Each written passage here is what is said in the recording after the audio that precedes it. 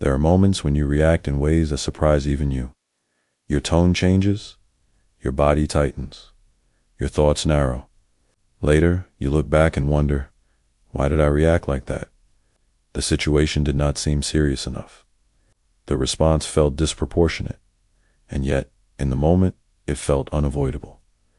Carl Jung believed these moments reveal something fundamental about the psyche. They reveal complexes. A complex is not simply a bad habit or emotional wound. It is an autonomous psychological structure or cluster of memories, emotions, beliefs, and bodily reactions organized around a core experience, usually formed early in life. When a complex is activated, consciousness changes, attention narrows, emotion intensifies, choice weakens. The ego does not disappear, but it is no longer fully in charge. This is why people say things like, I don't know what came over me. That wasn't really me. Psychologically, that is accurate. Jung described complexes as splinter psyches, parts of the personality that have their own energy, perspective, and emotional logic. They are not foreign invaders. They are parts of you that developed under conditions the ego could not fully process at the time. Complexes form around meaningful emotional events, not necessarily dramatic ones. A moment of humiliation, a pattern of neglect, an unpredictable caregiver, repeated criticism, or conditional affection. The psyche does not forget these experiences. It organizes around them. A complex develops when the ego is overwhelmed or unsupported. The experience cannot be integrated, so it is stored with its emotional charge intact. Over time, this charge becomes latent waiting for a situation that resembles the original conditions. When that resemblance appears, the complex activates. The activation is fast, often instantaneous, and rarely conscious. The present moment becomes colored by the past. The ego believes it is responding to now, but the psyche is reacting to then. This is why logic often fails in these moments. The reaction is not being generated by the reflective mind, but by a structure formed before reflection was possible. Jung emphasized that everyone has complexes. They are not signs of weakness or pathology. They are signs of being human. What matters is not whether complexes exist, but whether they are recognized. An unrecognized complex behaves like an internal authority. It dictates reactions, interpretations, and emotional tone without consultation. It narrows perspective and demands certainty. The ego experiences this as urgency. Something must be defended, something must be proven, something feels threatened. Often, the threat is symbolic. A comment feels like rejection. A boundary feels like abandonment. A disagreement feels like humiliation. The reaction makes sense within the logic of the complex. Outside of it, the reaction appears excessive. This discrepancy is what creates inner conflict. The ego feels embarrassed after the fact. It may rationalize the reaction or suppress it, but suppression does not resolve a complex. It strengthens it. Jung warned that suppressed complexes do not become quiet. They become predictable. They repeat the same reactions in different situations, with different people, across years. The pattern persists until consciousness intervenes. Intervention does not mean control. It means recognition. Recognition begins when the ego notices a shift. Something has changed inside me. The tone is sharper. The emotion is stronger. The stakes feel higher than they should. This noticing creates a gap. The gap is small at first, but it is enough to prevent complete possession. Jung believed that psychological freedom does not come from eliminating complexes, but from relating to them consciously. A recognized complex loses some of its autonomy. It can still influence, but it can no longer dominate completely. This is why self-knowledge matters, not as self-improvement, but as orientation. Complexes distort orientation. They make the present look like the past. They make people look like archetypes. They make situations feel fatal rather than contextual. Understanding complexes restores proportion. It does not remove pain, it restores choice. In the chapters that follow, we will examine how complexes form, how they hijack perception, and why modern life, despite its emphasis on rationality, often intensifies their power rather than reducing it. We will also explore why trying to get rid of a complex almost always fails, and how conscious relationship transforms what control never could. The first step is accepting a difficult truth. Some of the strongest reactions you have do not belong to the present moment. They belong to a part of you that learned to survive long before you had a voice. And until that part is recognized, it will continue to speak for you, especially when it matters most. Complexes do not form because something went wrong. They form because something was too much. Carl Jung understood complexes as adaptive responses to experiences a developing psyche could not fully integrate at the time they occurred. The ego did not fail. It protected itself. This protection, however, comes at a cost. When an experience overwhelms the ego emotionally, relationally, or psychologically, the psyche isolates it. The memory, emotion, and meaning are bundled together and stored outside ordinary awareness. This bundle becomes a complex. The key factor is not the objective severity of the event, but the subjective capacity to process it. A comment that seems minor to an adult can be devastating to a child. A moment of silence can feel like abandonment. A single humiliation can shape years of self-perception. The psyche responds not to facts, but to meaning. Complexes form where meaning was painful and unresolved. They often emerge in early relationships, because those relationships shape the ego's first understanding of safety, worth, and connection. When love feels conditional, unpredictable, or withdrawn, the psyche adapts. It learns rules. Don't ask for too much. Don't show weakness. Don't stand out. Don't depend on anyone. These rules are not conscious decisions. They are emotional conclusions. Over time, these conclusions organize perception. Experiences that resemble the original conditions activate the same emotional circuitry. The complex awakens. Jung emphasized that complexes are not memories alone. They include bodily sensations, emotional reactions, assumptions about others, and expectations about outcomes. This is why a complex feels immediate and total when triggered. The body reacts before thought, emotion floods before language, interpretation hardens before reflection, the ego enters a narrowed state. Complexes often form around recurring themes: rejection, abandonment, humiliation, powerlessness, betrayal, invisibility. These themes repeat not because the psyche enjoys suffering, but because it seeks resolution. The complex returns again and again, hoping for a different outcome. But without awareness, the outcome rarely changes. The same emotional conclusion is reached, even in new circumstances. Jung observed that complexes can also form through identification. A child may internalize a parent's fear, anger, or insecurity not because it belongs to them, but because proximity made it unavoidable. The psyche absorbs what it cannot differentiate. Later, the adult reacts emotionally without knowing whose emotion it is. The complex carries this borrowed material. This is why some reactions feel strangely foreign or exaggerated. They are not entirely personal. They are inherited psychologically. Complexes are also shaped by culture. Social expectations, moral standards, and collective values can create conflicts between instinct and adaptation. When expression threatens belonging, the psyche splits. One part adapts, another part waits. The waiting part becomes complex. Jung believed that modern societies intensify this process.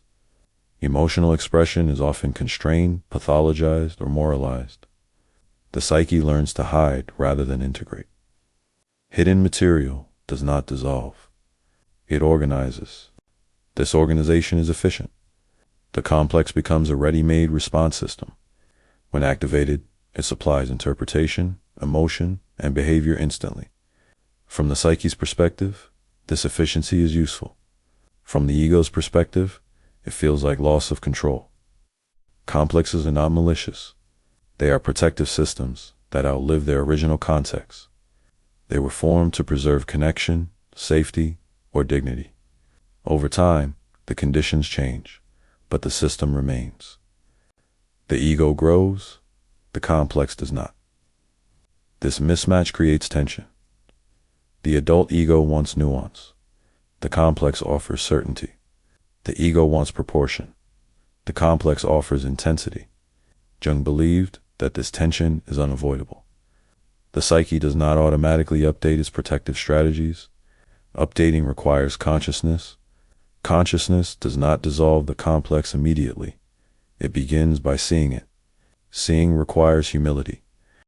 It requires admitting that some reactions are not fully chosen, that some emotional responses belong to earlier stages of life, that some parts of the psyche are younger, more rigid, and more afraid than the ego would like to believe. This admission is uncomfortable.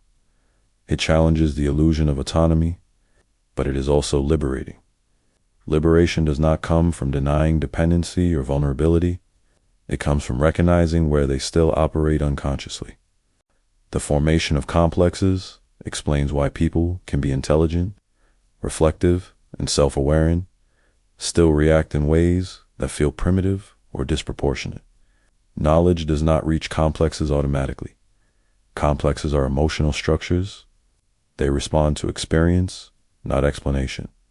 This is why advice rarely works in the moment of activation. The complex does not listen to logic. It responds to recognition and containment. Containment begins with understanding how the complex formed, not to assign blame, not to relive pain, but to restore context. Context transforms compulsion into history. History creates distance. Distance restores choice. A complex does not announce itself. It takes over. Carl Jung described the activation of a complex as a moment when consciousness narrows and the ego is partially displaced. This displacement does not feel like confusion. It feels like certainty. The reaction feels justified. The emotion feels proportionate. The interpretation feels obvious. Only afterward does doubt appear. When a complex is triggered, the psyche shifts into an older mode of functioning. The body responds first. Muscles tense. Breathing changes. The nervous system prepares for threat, defense, or withdrawal. This happens before conscious thought. Emotion follows quickly. Anger surges. Shame tightens. Fear sharpens. The mind then organizes around these sensations. Thoughts align to support the emotion already present. Evidence is selected. Meaning is constructed. The complex supplies the narrative. This is why arguments escalate so quickly, why small comments provoke intense reactions, why misunderstandings feel personal.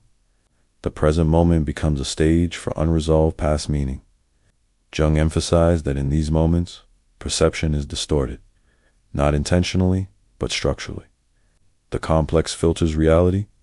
Neutral cues become charged. Ambiguity disappears. The ego feels cornered. Something must be defended. Something feels at stake.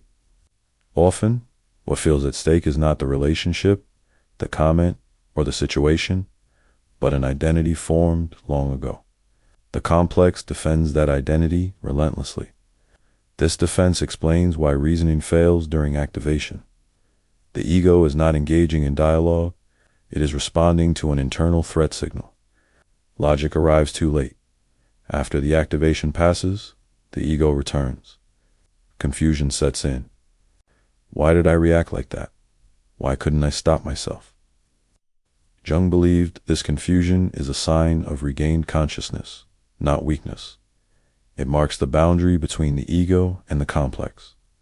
That boundary is crucial. Without it, the complex rules invisibly. With it, awareness becomes possible. Triggers are rarely random. They resemble earlier conditions symbolically, not literally. A tone of voice echoes a past authority. A delayed reply resembles abandonment. A boundary resembles rejection. The complex reacts to similarity, not reality. This is why the same trigger can activate different people differently. The trigger does not contain the meaning. The psyche supplies it. Jung warned that people often confuse intensity with truth. The stronger the reaction, the more convinced they feel. In reality, intensity often signals proximity to a complex. The more disproportionate the reaction, the more likely a complex is active. This does not invalidate the emotion, it contextualizes it. Context restores proportion. A triggered complex also seeks reinforcement. It looks for confirmation. It interprets ambiguous cues as proof. It draws conclusions quickly. This creates a feedback loop. Emotion sharpens perception. Perception justifies emotion. The loop sustains itself until energy dissipates or consciousness intervenes. Jung believed that psychological maturity involves recognizing this loop while it is happening. This recognition is difficult. The complex resists observation. It feels threatened by awareness. It wants to act, accuse, withdraw, or defend. Even a brief pause weakens its grip. The pause does not eliminate emotion. It introduces choice. Choice might mean saying less, stepping back, delaying response. These small acts prevent the complex from dictating behavior completely. Over time, repeated recognition reduces the complex's autonomy. It still activates, but with less force. Its voice becomes familiar rather than absolute. Jung emphasized that the goal is not to prevent activation. That is unrealistic. The goal is to prevent possession. Possession occurs when the complex speaks as you rather than within you. Recognition restores separation. The separation is subtle. It sounds like something in me is reacting strongly. Rather than this situation is unbearable. Language matters. Language creates distance. Distance allows reflection. Reflection restores agency.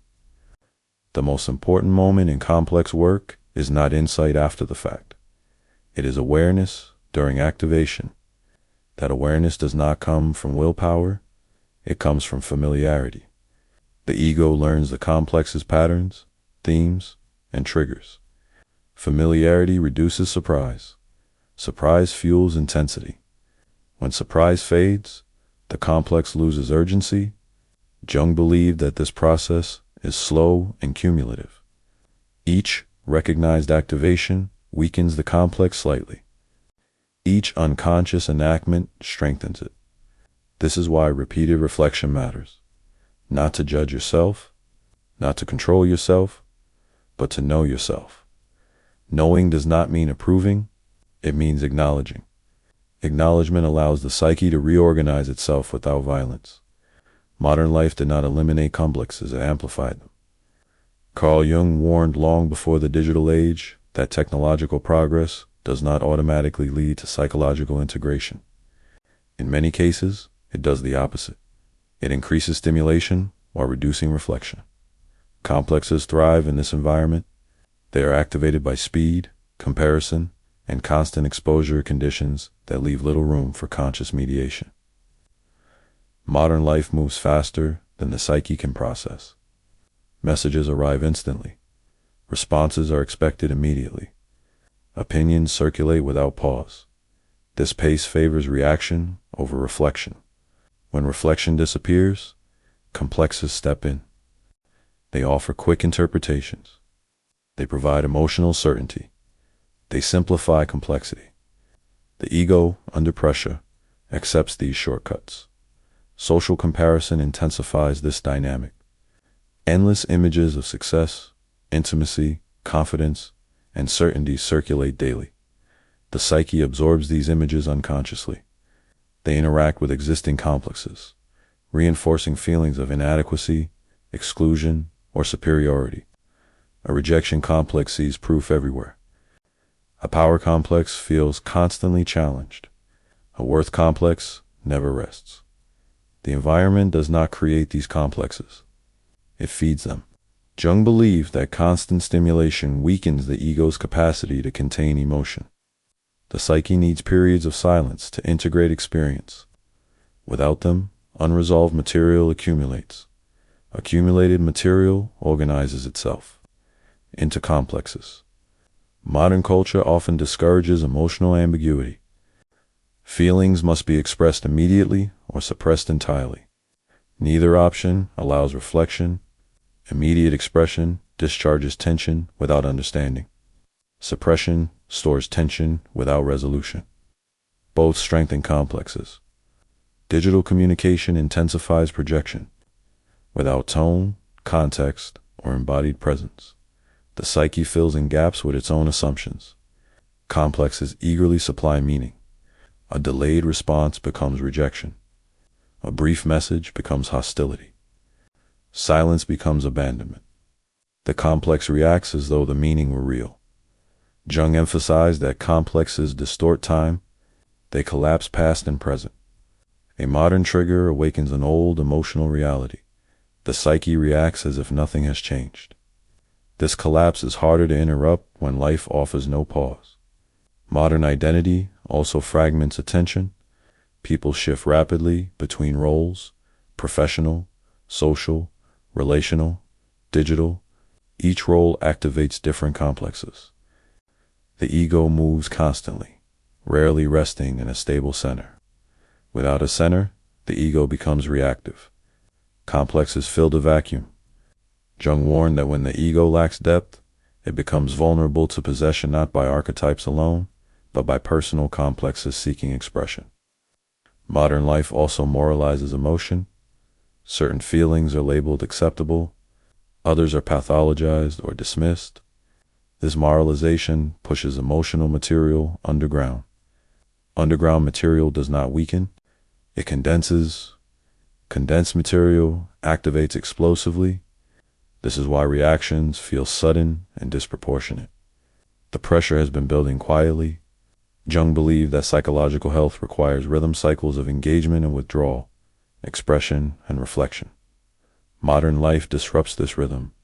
Without rhythm, the psyche loses regulation. Complexes become regulators. They decide when emotion erupts, when withdrawal occurs, and when conflict escalates. The ego experiences this as loss of control. Attempts to regain control often focus on external solutions: productivity systems, optimization, distraction, or self-discipline. These approaches address behavior, not structure. Complexes are structural. They cannot be managed through efficiency. They require relationship. Modern culture often treats emotional reactions as problems to be fixed quickly. Jung believed this attitude misunderstands their function. Complexes are messages, not malfunctions. They signal unresolved meaning. Ignoring the signal does not resolve the issue. It drives it deeper. The more modern life accelerates, the less opportunity there is to listen. The psyche compensates by raising the volume. Symptoms intensify, reactions sharpen, polarization increases. This is not accidental, it is compensatory. Jung believed that awareness must slow down life internally, even if the external pace cannot be reduced. Without this slowing, complexes dominate. Slowing does not mean withdrawal from society. It means creating inner space. Space to notice reactions, space to delay responses, space to question certainty. These spaces weaken complexes. They reintroduce mediation. Modern life rarely encourages this, which is why complex work is more necessary now than ever. When people hear the word trauma, they often imagine catastrophe, violence, loss, overwhelming events. Carl Jung understood trauma differently. He saw it not as an event, but as an experience that overwhelms the psyche's capacity to integrate meaning. From this perspective, many complexes are traumatic, even when nothing terrible seems to have happened. Trauma is defined by impact, not scale. A child does not need to be abused to be overwhelmed. They only need to be alone with an experience they cannot understand or metabolize. Complexes often form around these quieter moments: being ignored when needing comfort, being shamed for natural emotion, being praised only when performing, being loved inconsistently. Nothing explodes, but something freezes. The psyche pauses, splits, and preserves the moment as unresolved meaning. That preservation becomes a complex. This is why people often minimize their own experiences. Others had it worse. Nothing really happened. I should be over this. Jung believes this comparison is psychologically destructive. The psyche does not measure pain comparatively. It measures it subjectively. A complex formed through subtle trauma carries the same structural power as one formed through obvious trauma. The difference is visibility. Subtle trauma is harder to recognize, harder to validate, harder to integrate, which makes its complexes more persistent. These complexes often revolve around themes of worth, safety, and belonging. They do not scream, they whisper. They shape choices quietly. A person avoids intimacy without knowing why. Another overfunctions to avoid criticism. Another feels chronically unseen. The ego adapts. The complex waits. Jung emphasized that trauma-related complexes are often state-dependent. They activate under specific emotional conditions rather than constant stress, a tone of disappointment, a moment of uncertainty, a perceived withdrawal. Suddenly, the past is present. The adult ego disappears briefly, replaced by an earlier emotional reality. This is not regression in a moral sense. It is structural memory. The body remembers what the mind cannot narrate. This is why trauma-related complexes often bypass language. People say, "I don't know why this hurts so much." The pain feels proverbial. Explanation alone cannot reach it. Jung believed that complexes formed through trauma require containment before insight. The ego must feel stable enough to observe the complex without being overwhelmed by it. This is why premature confrontation can backfire. Forcing awareness without safety reactivates the trauma rather than integrating it. Integration requires pacing. It requires respect for the psyche's limits. The goal is not to relive the original experience. It is to restore context. Context tells the psyche, this is no longer happening. Context tells the body, you are not alone now. When context returns, intensity decreases. Jung also warned against identifying with trauma. When the ego defines itself by its wound, the complex gains identity-level power. Healing becomes impossible because the psyche fears losing coherence. The complex becomes home. Integration does not erase history. It relativizes it. The past is acknowledged without ruling the present. This is a delicate balance. Too much distance leads to denial. Too much identification leads to stagnation. Jung believed the middle path lies in relationship. The ego relates to the complex with curiosity rather than judgment. It listens without collapsing. It acknowledges pain without turning it into destiny. This relationship slowly transforms the complex. Its emotional charge diminishes. Its voice softens. Its urgency fades. The memory remains. The domination does not. Understanding the link between trauma and complexes is essential because it removes moral judgment. Reactions are no longer seen as failures of character. They are seen as signals of unresolved meaning. Signals invite attention, not punishment. Many people believe their problem is a lack of self-control. They think, if I were stronger, this wouldn't happen. If I were calmer, I wouldn't react like this. Carl Jung saw this belief as a fundamental misunderstanding of how the psyche works. Control does not fail because the ego is weak. It fails because control is applied too late. When a complex is activated, the reaction is already underway. Emotion, memory, and bodily response move faster than conscious intention. By the time the ego tries to intervene, the situation is shifted. This is why people often say, I knew better, but I still did it. Knowing is not enough. Complexes operate below reflection. They do not wait for permission. They mobilize instinctively because they were formed to protect against threat long before reasoning was available. Trying to overpower this process with willpower creates tension. The ego tightens. The psyche resists. This resistance does not weaken the complex. It strengthens it. Suppression adds pressure. adds pressure, adds pressure. Pressure increases the intensity of eventual release. What is held down returns with more force, not less.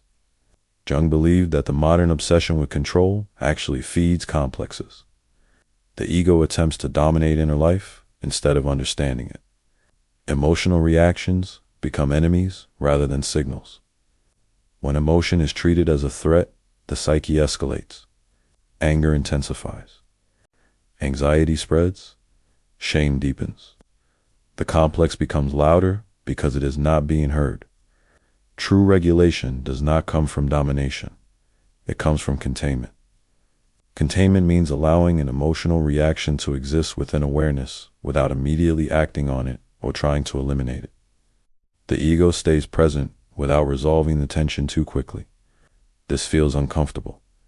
Complexes demand relief. They demand certainty. They demand action. Containment refuses immediate relief. Instead of reacting, the ego observes the reaction as it unfolds. Sensations are noticed. Thoughts are recognized as familiar. The emotional tone is acknowledged without justification. This observation weakens inevitability. The reaction still exists, but it is no longer absolute. Jung emphasized that containment is an active psychological position. It requires attention, endurance, and patience. It is not passive resignation. Each moment of containment teaches the psyche something new, that activation does not require enactment. Over time, this learning changes structure. The complex still activates, but with less urgency. Its grip loosens. The reaction becomes slower, giving consciousness more room to participate. Control shifts from force to relationship. Instead of fighting the complex, the ego begins to understand what it is protecting. Often beneath the surface, reaction lies a simpler truth. Fear of loss, fear of humiliation, fear of abandonment. When this fear is recognized, the complex no longer needs to escalate. Its function has been fulfilled. Jung warned against moralizing loss of control. Shame does not produce insight. It adds another layer for complexes to organize around. Self-judgment strengthens fragmentation. Curiosity reduces it. Curiosity asks, what meaning was activated here? What part of me reacted? These questions slowed the psyche. Slowness restores proportion. Proportion restores choice. Choice does not mean total freedom. It means relative freedom enough space to respond differently, even slightly. That difference matters. The ego does not need perfect control to live responsibly. It needs presence. Presence allows influence before reaction becomes destiny. Complexes lose power when the ego stops trying to conquer them and starts recognizing them as parts of its own history. Parts can be negotiated with. They do not need to be defeated. Control fails when it is used as a weapon. It succeeds when it becomes awareness. Awareness does not eliminate emotion. It prevents emotion from becoming the only voice in the room. That is not mastery. It is maturity. A complex becomes most dangerous when it stops feeling like a reaction and starts feeling like who you are. Carl Jung warned that the psyche's greatest risk is not emotional disturbance, but identification. When the ego identifies with a complex, the complex gains authority. It no longer interrupts. Life it defines it. At this point, the person does not say, something in me reacts this way. They say, that's just how I am. This shift is subtle. A rejection complex becomes I'm not lovable. A control complex becomes I'm just intense. A humiliation complex becomes I hate people. The reaction hardens into character. Once this happens, the complex no longer needs to activate dramatically. It operates continuously in the background, shaping perception, expectations, and decisions. Life narrows quietly. Opportunities are avoided before they appear. Relationships are filtered before they form.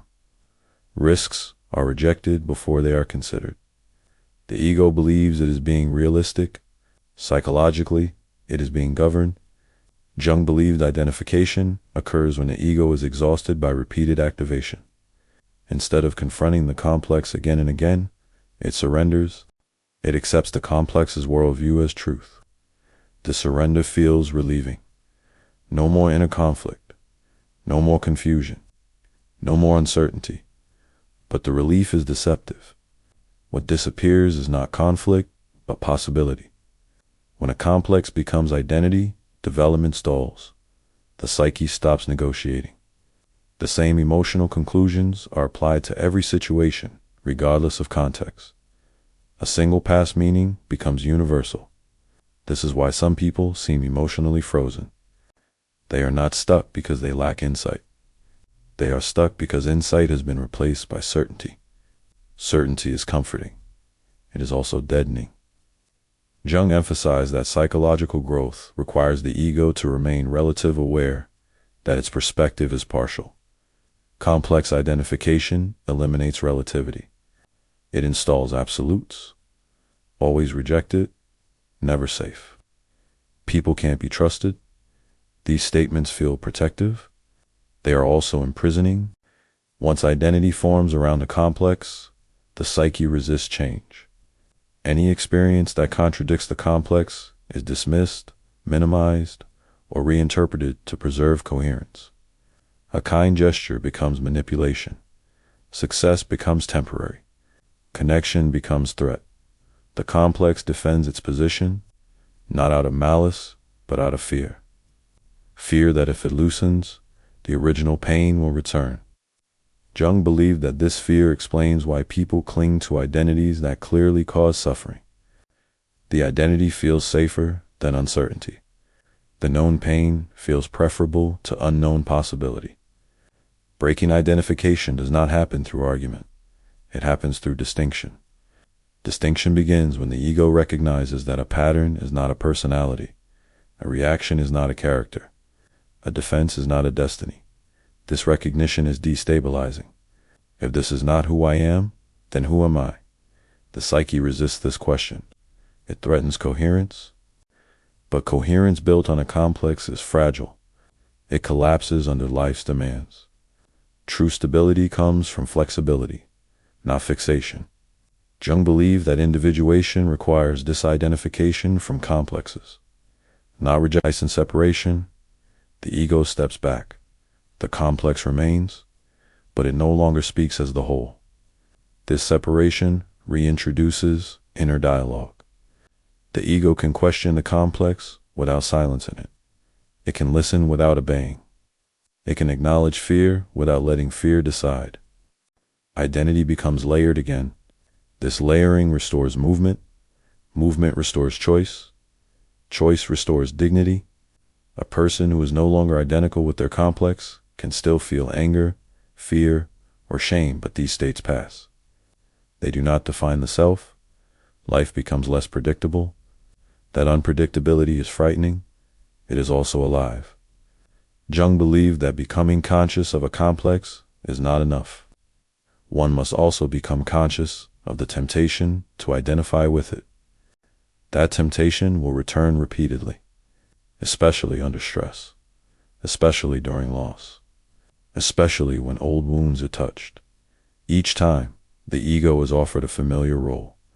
Each time, it can choose relation instead. That choice is never final, but it is cumulative. And over time, the psyche learns that it can survive without freezing itself into a single story. When that happens, complexes lose their grip not because they are gone, but because they are no longer mistaken for the self. That distinction is the beginning of freedom. Complexes rarely reveal themselves in isolation. They emerge between people. Carl Jung believed that relationships are the primary arena where complexes become visible. Alone, a person may feel composed. In connection, patterns appear. A tone is misread. A boundary feels personal. A delay feels intentional. The reaction seems relational. Its origin is internal. Complexes shape how others are perceived. They filter intention, amplify threat, and assign meaning before reflection has time to intervene. What is experienced feels relational, but it is often interpretive. A rejection complex anticipates abandonment. A control complex anticipates disrespect. A dependency complex anticipates withdrawal. The psyche reacts in advance. This anticipation alters behavior. Closeness may be avoided to prevent loss. Control may be exerted to prevent vulnerability. Compliance may replace expression to prevent conflict. These behaviors seem adaptive. They are also self-confirming. Avoidance prevents intimacy, which reinforces loneliness. Control provokes resistance, which reinforces distrust. Compliance erodes selfhood, which reinforces invisibility. The complex creates the outcome it fears. Jung emphasized that this is not manipulation, it is unconscious enactment. The person is not trying to sabotage connection, they are trying to survive it. Complexes formed in early relationships expect repetition. They look for familiar dynamics, even when new relationships offer different possibilities. This expectation distorts choice. People are drawn toward those who activate familiar pain because the psyche seeks resolution, not comfort. It returns to unfinished emotional situations, hoping for a different ending. Often, the ending is the same. The complex remains unresolved. Relationships become cyclical, different faces, same emotions, same conclusions. Jung believed that without awareness, relationships serve the complex rather than the person.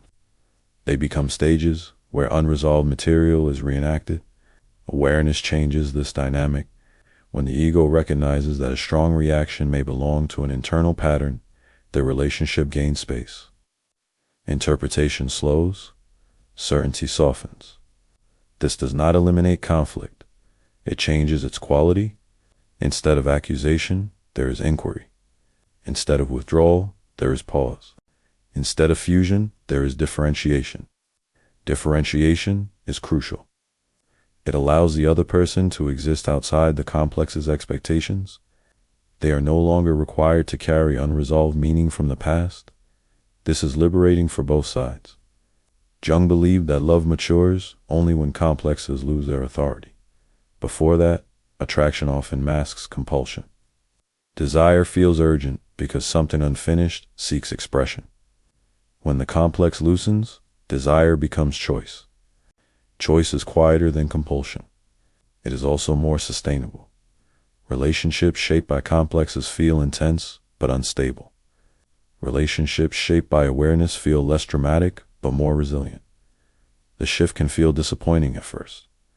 Intensity fades, certainty dissolves, fantasy weakens. What remains is reality. Reality includes difference, limitation, and uncertainty. It also includes genuine encounter. Encounter requires that neither person be reduced to a role. Complexes assign roles. Awareness releases them. Jung believed that the deepest form of respect in relationship is allowing the other to be who they are, rather than who one's psyche needs them to be. This respect begins internally. When complexes are recognized, relationships stop carrying the burden of unresolved history. They become places of meeting rather than repetition. This does not guarantee harmony. It allows authenticity. Authenticity does not eliminate pain. It prevents distortion. When distortion fades, relationships stop feeling faded. They become lived experiences shaped by choice rather than compulsion. That shift changes everything, not by making connection easy, but by making it real. Complexes do not disappear once they are recognized. They change how they operate. Carl Jung rejected the idea that psychological health meant eliminating inner conflict. For him, maturity meant learning how to live consciously with what cannot be removed. Complexes are part of the psyche's structure. They carry history, they carry emotion, they carry meaning. What changes is not their existence, but their authority. When a complex is unconscious, it governs silently. When it is recognized, it must negotiate. Negotiation is slower than reaction. Slowness restores proportion.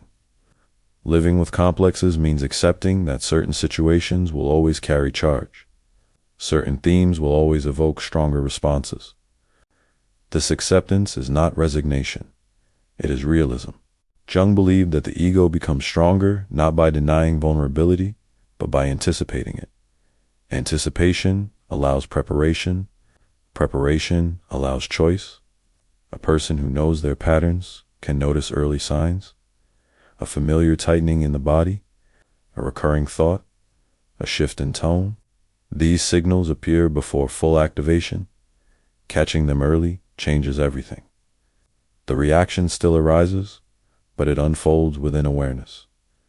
The ego remains present. It does not vanish into the complex. This presence is not constant. It fluctuates. Fatigue weakens it. Stress overwhelms it. Loss destabilizes it. Regression happens. Regression is not failure. It is information. Jung emphasized that regression reveals where integration is incomplete.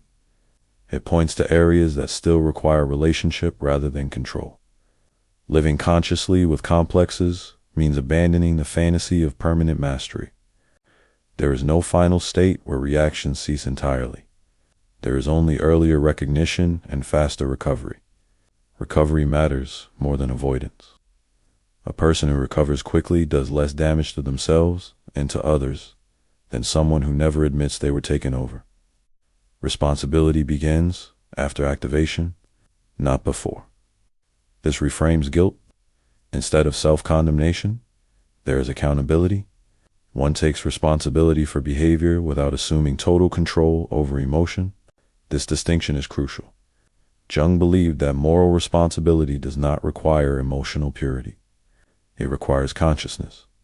Consciousness allows repair. Repair restores trust. Trust sustains relationship. Without consciousness, repair is impossible. The same patterns repeat without acknowledgement. Living with complexes also changes self-image. The ego stops seeing itself as coherent and complete. It accepts multiplicity. Different parts carry different ages, needs, and fears. This multiplicity is not pathology, it is reality.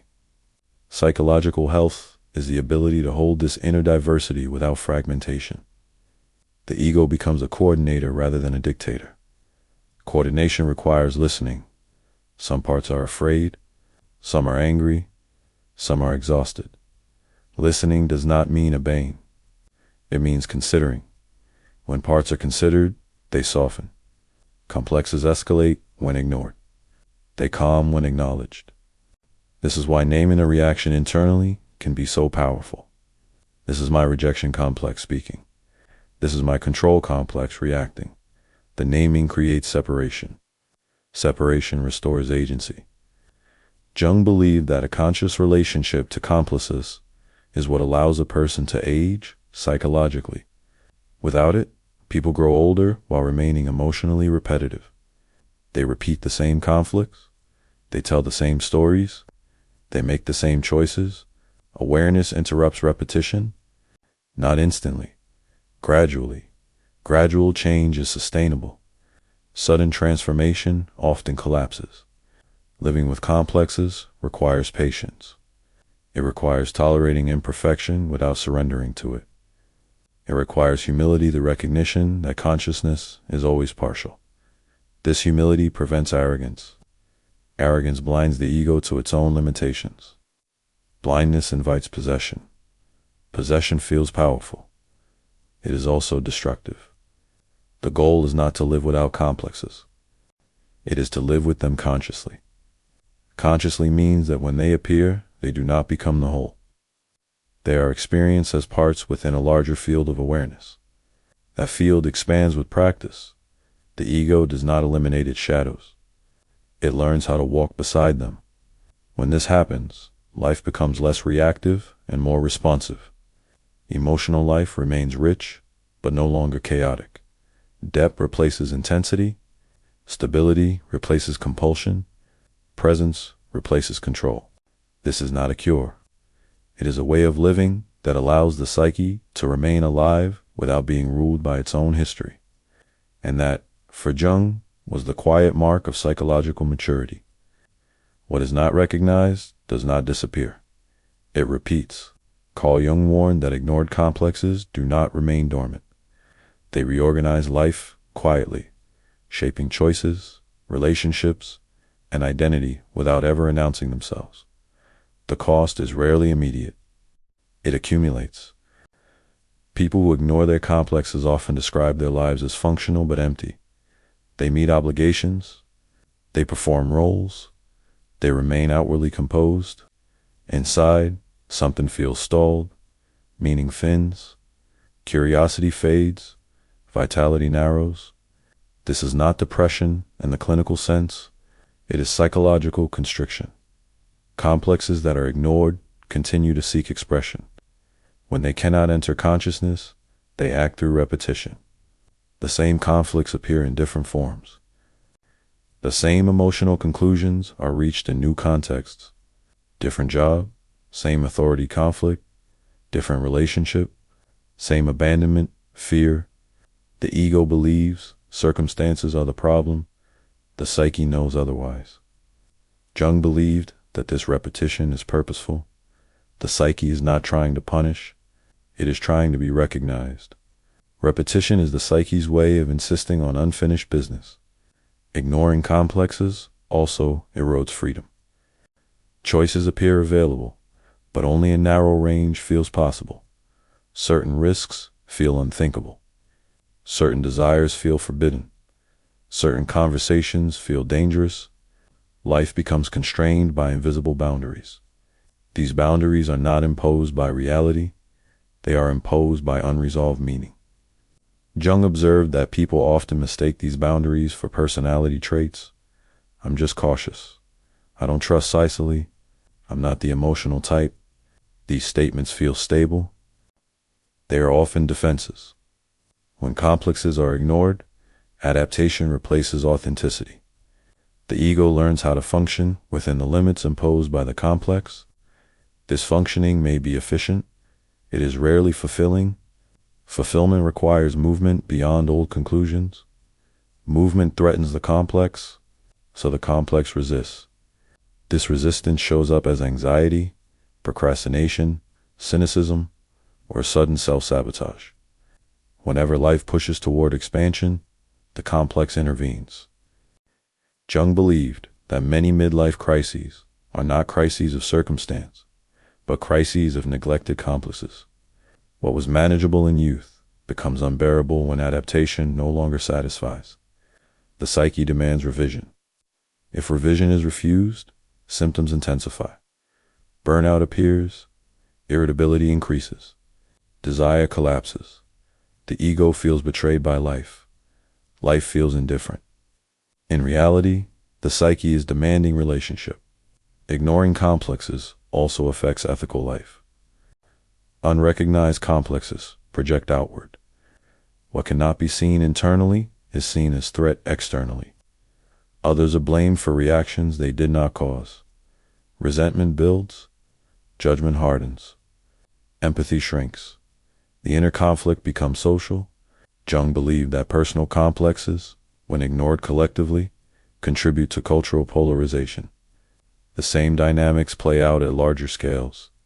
Ignoring inner conflict does not produce peace. It relocates conflict. The price of ignoring complexes is not suffering alone. It is repetition without meaning. Pain that teaches becomes pain that exhausts. Complexes do not ask to be indulged. They ask to be related to. Relationship does not eliminate discomfort. It prevents stagnation. When a complex is recognized, its energy becomes available. That energy can be used for creativity, insight, and depth rather than defense. Ignored, it remains locked. Locked energy becomes pressure. Pressure eventually demands release. Jung believed that psychological work is not about fixing what is broken, but about restoring circulation. What flows can change. What is blocked repeats.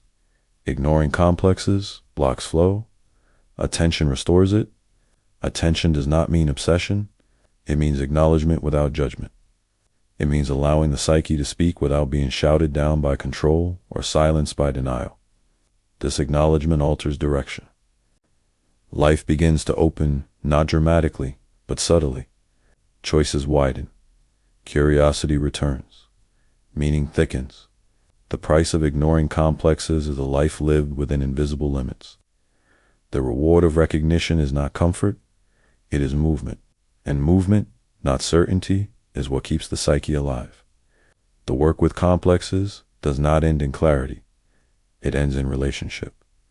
Carl Jung insisted that psychological integration is not a state of permanent calm or emotional transparency. It is the capacity to remain conscious in the presence of inner tension without forcing it to disappear. Complexes do not dissolve into insight. They lose their autonomy. This distinction matters. When people imagine healing, they often imagine freedom from reaction.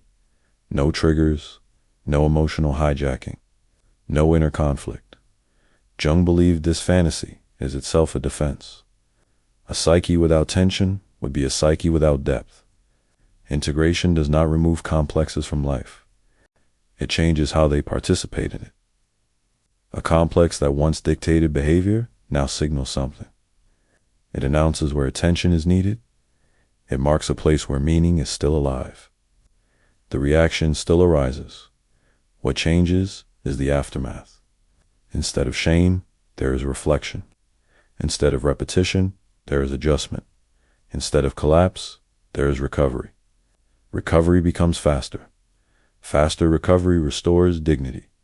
Dignity does not mean control. It means the ability to return to oneself after being pulled away. The ego regains its center not by suppressing reaction, but by reorienting toward awareness. This reorientation is the core of integration. Jung believes that the ego matures when it stops trying to eliminate its own vulnerability. Vulnerability is not weakness. It is permeability, the capacity to be affected without being overtaken. A permeable ego learns. A rigid ego repeats. Complexes exploit rigidity. They bypass it. They soften in the presence of permeability. This is why integration often looks like softening, not strengthening. Less certainty, less urgency, less moralization, more listening, more patience, more proportion. Life becomes less dramatic. It also becomes more honest. The ego no longer needs to perform coherence. It can admit contradiction. It can tolerate ambivalence. It can hold opposing feelings without forcing resolution. This holding is not passive. It is active containment. Containment keeps the psyche together while it reorganizes itself. Reorganization happens slowly, beneath awareness. Jung believed that true change often occurs after the moment has passed. Reflection settles, meaning reorganizes. The psyche adjusts its expectations. Over time, patterns shift. Triggers lose intensity. Reactions shorten. Interpretations widen. The complex remains, but it no longer defines the whole. This is why integration cannot be rushed. Speed favors defense. Slowness favors transformation. The psyche needs time to learn that new responses are possible. It tests them. It retreats. It tries again. This testing looks like inconsistency. It is development. People often ask how to know if they are integrating the complex. The answer is not in sight. It is change in repetition. The same situations no longer produce identical outcomes. New responses appear not because they were forced, but because alternatives became visible. Visibility is the sign of integration. When alternatives appear, freedom increases. Freedom does not mean ease. It means choice under pressure. Jung believed that this capacity to choose under pressures the true measure of psychological maturity. Not the absence of inner conflict, but the presence of awareness within it. Integration does not close the psyche. It opens it. It allows life to continue unfolding without being trapped in old conclusions. It allows the past to inform without ruling. It allows emotion to speak without commanding. This openness does not protect against pain. It protects against repetition without meaning. Meaning emerges when experience is digested rather than enacted blindly. Complexes carry undigested experience. Integration digests it slowly. What is digested nourishes. What is undigested returns. The work of integration ensures that the psyche is fed by its history rather than haunted by it. This work never fully ends. Life introduces new pressures, new losses, new vulnerabilities, new contexts awaken old material in unfamiliar ways. Integration is not a finish line. It is a stance of attention, a stance of humility, a stance of ongoing dialogue. The ego does not become sovereign. It becomes responsive. Responsiveness allows adaptation without fragmentation. It allows growth without denial. It allows depth without collapse. This is not enlightenment. It is participation. Participation in one's own psychological life without demanding perfection, without chasing purity, and without pretending that history can be erased. Complexes remind us where we have been. Integration determines whether they decide where we are going. When the ego remains in relationship with them, the psyche stays alive, flexible, and capable of meaning. That is not resolution. It is continuation. And continuation, rather than closure, is what allows a life to deepen without being ruled by its past.